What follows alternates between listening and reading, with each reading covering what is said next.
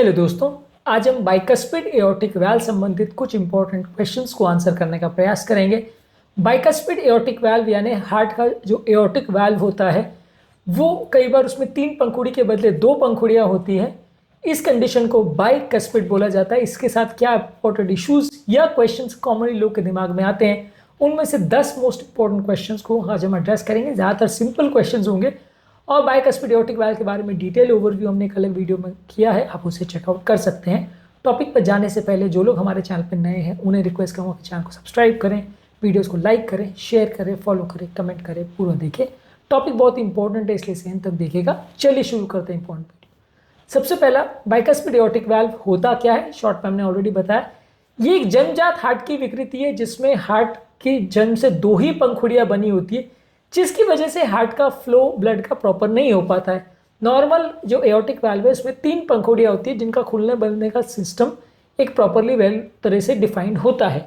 लेकिन जब ये congenital heart disease bicuspid aortic valve वाली होती है तब इसमें 3 के बदले उतने ही एरिया में 2 पंखुड़ियाँ होती है, जिसकी वजह से वाल्व का खुलने और बंद करने का जो सिस्टम है वो डिफेक्टिव हो जाता है। इसलिए वाल्व प्रॉपर खुल नहीं पाता, प्रॉपर बंद नहीं हो पाता, जिसकी वजह से बच्चे को सिम्टम्स या प्रॉब्लम्स होती है। जैसा कि हमने ऑलरेडी काफ़ी वीडियोस में डिस्कस किया है कि वाल्व की सबसे कॉमन प्रॉब्लम यही होती है कि वाल्व या तो खुलता नहीं है या बंद नहीं होता है।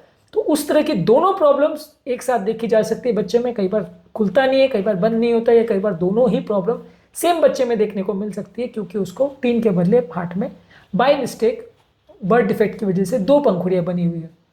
अगला इंपॉर्टेंट क्वेश्चन जो लोग पूछते हैं कि बाइकस्पिड एओर्टिक वाल्व कितना कॉमन है।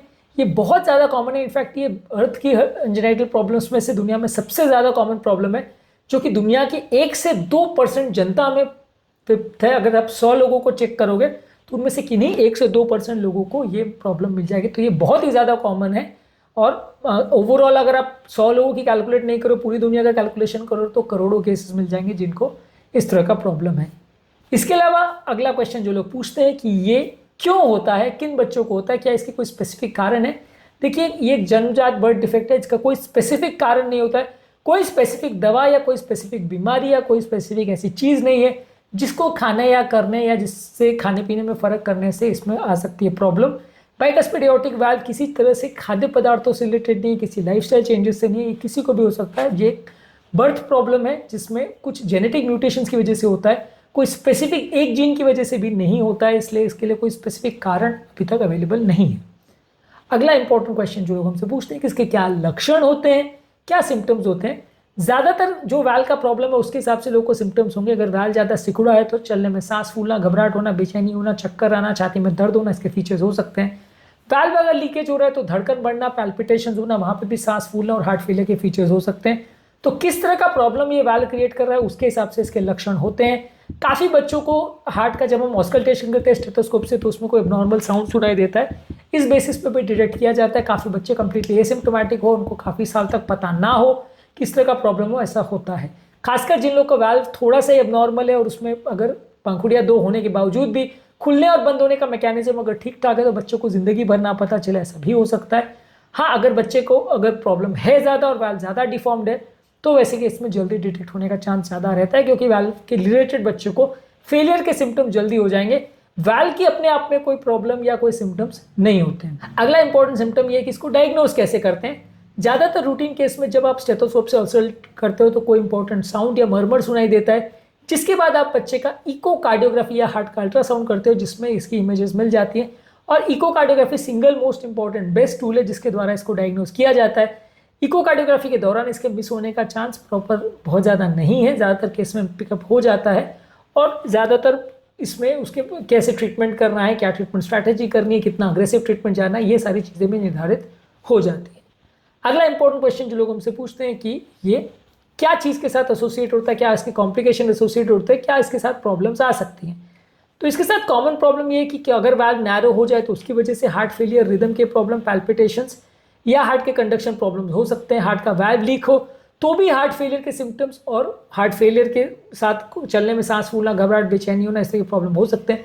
कभी कभी वाल्व में इन्फेक्शन हो सकता है, कभी कभी हार्ट का जो बड़ा चेम्बर है एओर्टा वो डायलेट हो सकता है, फूल सकता है, जिसे एन्यूरिज्म बोल सकते हैं। इसके अलावा उसमें इन्फेक्शन हो सकता है, अरिथमियास हो सकते हैं, इस तरह के प्रॉब्लम्स भी एसोसिएटेड इसके साथ हो सकते हैं। अगला क्वेश्चन जो लोग हमसे पूछते हैं कि इसको ट्रीट कैसे करते हैं, ज़्यादातर इसको ट्रीट करने के लिए आप पेशेंट की रेगुलर मॉनिटरिंग करते हैं। अगर बच्चे को कोई ज़्यादा प्रॉब्लम नहीं है तो आप दवा पे चलाने का प्रयास करते हैं, ट्रीटमेंट की आवश्यकता नहीं होती है। जहाँ प्रॉब्लम सीवियर होती है तो वहाँ बच्चे की साइज़ और एज के हिसाब से आप उसमें सर्जरी का प्लान करते हो। ज़्यादातर आप कोशिश करते हो कि बहुत छोटे बच्चों में सर्जरी ना करो, जब बच्चा थोड़ा बड़ा हो जाए तो फिर आप ज़्यादातर केस में सर्जरी प्लान करते हैं। अगला क्वेश्चन है कि इसका प्रोग्नोसिस कैसा है, लॉन्ग टर्म अगर किसी को प्रॉब्लम है तो क्या एक्सपेक्ट कर सकते हैं। ज़्यादातर ये इस बात पर डिपेंड करेगा कि वाल्व की वजह से फेलियर कितना हो रहा है और वाल्व कितना सिकुड़ा हुआ है या कितना लीक हो रहा है। यदि बहुत ज़्यादा सिकुड़ा हुआ है तो ज़्यादा प्रॉब्लम होगी, और यदि बहुत ज़्यादा अगर लीकी है तो ज़्यादा प्रॉब्लम होगी। अगर ऐसा नहीं है तो प्रॉब्लम नहीं होगी। तो वाल्व कितना ज़्यादा नैरो या कितना ज़्यादा लीकी है उसके बेसिस पर डिपेंड होगा कि बच्चे को कितनी ज़्यादा प्रॉब्लम आ रही है और उसको लॉन्ग टर्म उसका सर्वाइवल के चांसेस या उसकी मृत्यु के चांसेस कैसे हैं। इसके अलावा सर्जरी कब हो रही है, सर्जरी कैसी हो रही है, सक्सेसफुल हो रही है कि फेलियर हो रही है, सर्जरी के बाद कोई प्रॉब्लम हो रही है कि नहीं, ये सारी चीज़ें डिसाइड करेंगे कि लॉन्ग टर्म सर्वाइवल कैसा रहेगा। अगला क्वेश्चन है कि इसको क्या रोका जा सकता है, क्या इसको प्रिवेंट किया जा सकता है। देखिए, ये कंजाइटल प्रॉब्लम है जिसका कोई क्लियर कट कारण अवेलेबल नहीं है। आप इसको प्रिवेंट तो नहीं कर सकते, हाँ जल्दी डिटेक्ट करके इसकी प्रॉब्लम्स को जल्दी इकोकार्डियोग्राफी करके आप जल्दी डायग्नोज कर सकते हो, ज़रूरत हो तो ट्रीटमेंट कर सकते हो। इसको रोकने या मैनेज करने के लिए कोई इंपॉर्टेंट दवाइयाँ नहीं आती। हाँ, इससे रिलेटेड अगर स्टेनोसिस या लीकेज वाल्व का हो तो उसको मैनेज करने के लिए दवाइयाँ दी जा सकती है, पर डायरेक्टली इसको कम करने के लिए या इसको मैनेज करने के लिए कोई दवाई नहीं आती। अगला इंपॉर्टेंट क्वेश्चन या लास्ट इंपॉर्टेंट क्वेश्चन जो आज हम डिस्कस करेंगे कि क्या ये प्रॉब्लम हेरिडिटरी है और क्या परिवार में बाकी लोग को भी हो सकती है। यूजली केसेस ज़्यादातर स्पोरेडिक होते हैं और ज़्यादातर आपकी फैमिली में बहुत ज़्यादा लोग को नहीं मिलता है, फिर भी हाँ थोड़ा रिस्क होता है। उनको भी इवैल्यूएट एक बार तो एटलीस्ट कर लेना चाहिए कि प्रॉब्लम है या नहीं। पर कंपेरेटिवली फैमिली हिस्ट्री होने के चांस 10% से ज़्यादा नहीं होते हैं। 80-90% केस में आप फैमिली का इवैल्यूएशन करोगे भी तो इस तरह का प्रॉब्लम बाकी फैमिली वाले को मिले इसके चांस ज़्यादा नहीं है। पर हाँ, एक बार एटलीस्ट चेक करें, बुरा ही नहीं है, क्योंकि जांच बहुत सिंपल है। इकोकार्डियोग्राफी आपको करना है फैमिली मेम्बर्स का, उसमें ज़्यादातर केस पिकअप हो जाएंगे। उम्मीद करूंगा कि आज के टॉपिक में जहां हमने बाइकस्पिड एओर्टिक वाल्व संबंधित कुछ इंपॉर्टेंट मिथ्स पर बात करी, ये टॉपिक आपको क्लियर हो गया होगा।